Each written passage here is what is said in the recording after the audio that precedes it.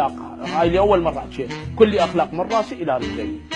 انا لو كان واحد بمكاني، انا لم ازني، لم اشرب، لا سامح الله، لم اقعد بقهوه، لم اسيء الى احد، لم امشي بالشارع.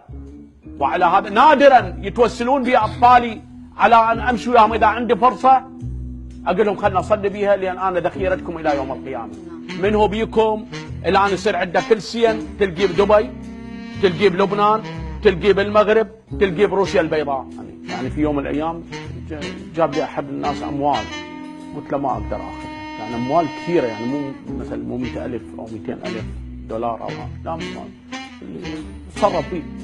لا شو اتصرف فيه؟ انا مرجع، فاني انسان فقير، روح وديها لغيري. يعني هو صافن قال لي احنا مجتمعين 4 كنا نريد ان نختبرك، فوجدناك نقطة في بحر متلاطم لا يستطيع حل لغزه الا من ارسلنا اليك.